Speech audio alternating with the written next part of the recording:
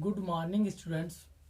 मैं आज से आपकी कक्षा 10 की मैथ प्रारंभ करने जा रहा हूं। जिन बच्चों को कक्षा 10 की मैथ का अध्ययन करना है वे हमारे वीडियो को देखें और एक नोट्स बना लें बढ़िया सा, जिसमें वो इम्पोर्टेंट चीज़ें नोट करते चलें ताकि अध्ययन करने में आसानी रहे। तो चलिए हम चलते हैं पाठ एक, वास्तविक संख्याएं। इस जो इसकी अंग्रेजी होती है रियल नंबर।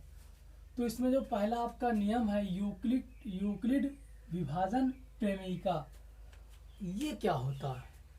यूक्लिड विभाजन प्रमेयिका क्या होता है? इसका ध्यान आपने बचपन से ही क्लास 1 या 2 से ही किया है, लेकिन वहाँ पर आपको इस प्रकार नहीं बताया जाता कि ये प्रमेयिका है या अन्य चीज़ है। लेकिन कक्षा 10 में आज आपको हम बताते हैं कि जो आपने कक्षा 1 या 2 में छोटी क्लासों में जो आपने पढ़ा है उन्हीं का प्रयोग ही आप पढ़ रहे हैं। तो देखिए, शायद आपने ये चीज जरूर पढ़ी होगी,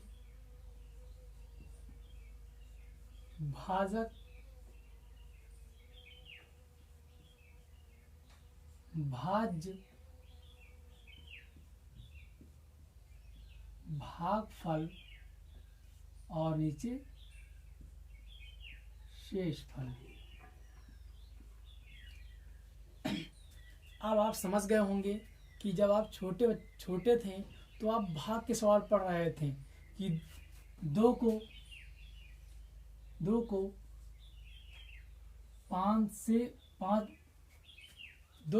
5 को भाग करते हैं, 2 दूना 4, 2 बार गया, यहाँ पे 4 आएगा, 5 मास से 4 गया 1। इस तरीके से आप लोग छोटी क्लासों में पढ़ा करते थे। तो वही चीज़ आज हमें थोड़ा विस्तार रूप पर थोड़ा बड़े में प्रयोग करके बताया गया है। तो उन्हीं का हम लोग अध्ययन करेंगे कि आखिर वही चीज़ थोड़ा उसको लिखने का तरीका बदल दिया गया, तो उसका अध्ययन कैसे करेंगे।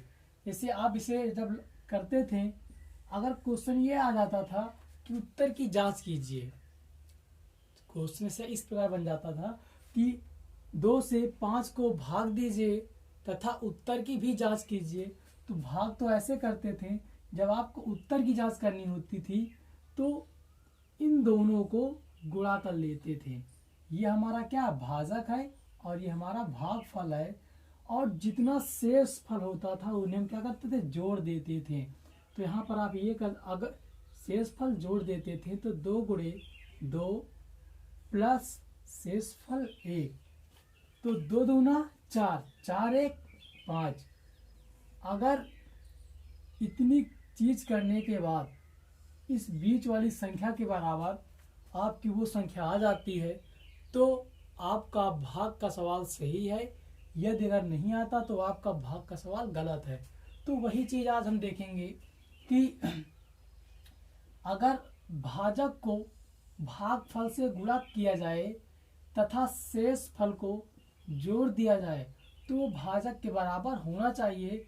तो उन्हीं को आज केवल उसका तरीका लिखने का अलग हो गया है, और ये है छोटी क्लास का ही। तो इसको इस तरह लिख सकते हैं कि भाज्य बराबर भाजक को भागफल से गुणा करेंगे, क्योंकि मैंने 2 को 2 से गुणा किया तो ये हमारा भाजक हुआ, ये हमारा भागफल हुआ।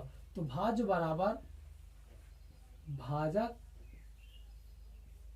गुणे भागफल। और इसके बाद हम क्या करते थे, एक शेष फल को जोड़ते थे, तो यहाँ पे प्लस क्या करते हैं, शेष फल। जब इतनी चीज करते थे तो उनका मान किसके बराबर आता था, जो बीच में संख्या होती थी जिसे हम कहते हैं भाज, तो वो बराबर किसके हो जाता है, भाज्य के बराबर हो जाता है। यही आपका यूक्लिड विभाजन प्रमेयिका कहलाता है। तो जो आपको कक्षा 10 में फार्मूला दिया गया है ये छोटी क्लासों में आपने पढ़ा है, तो बस उसका केवल इस प्रकार से विस्तारित रूप में लिख दिया गया है और इसमें कुछ नहीं है। तो इसका देखिए, इसका अध्ययन कैसे करते हैं। अगर मैंने ये कह दिया कि 3 को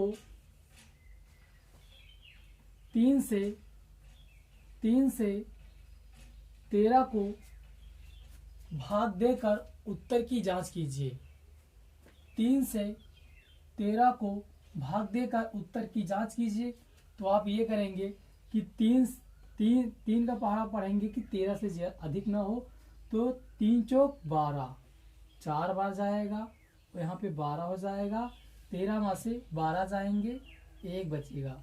अगर हम आपसे अब पूछे कि उत्तर की जांच करो, तो आप इस फार्मूले के माध्यम से उत्तर की जांच कर सकते हैं। देखिए यहाँ पर आपका भाजक ये है, तो भाजक यहाँ रखेंगे। आपका भाग गुणे है, गुणे करिए।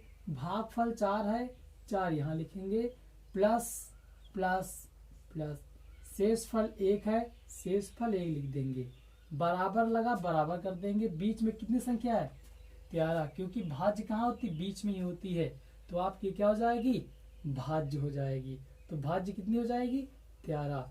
अगर इनका गुणा और जोड़ इसके बराबर आता है तो आपका सवाल सही है, अन्यथा गलत हो जाएगा। चलिए देखते हैं। तो 13 बराबर 3 चौक 12 प्लस 1, तो 13 बराबर 13। ये देखिए 13 बराबर 13, इसका मतलब ये आपका सवाल सही है, आपकी उत्तर की जांच हो चुकी। तो इसी प्रकार से आपको यहाँ पर अध्ययन करना होगा। हाँ, हम लोग अंतर ये आज जानते हैं। आपने सुना होगा इसके पहले कि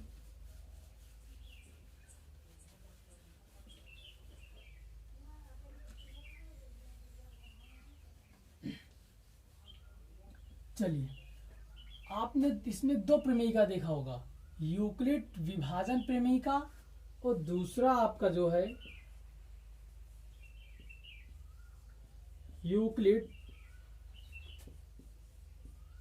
विभाजन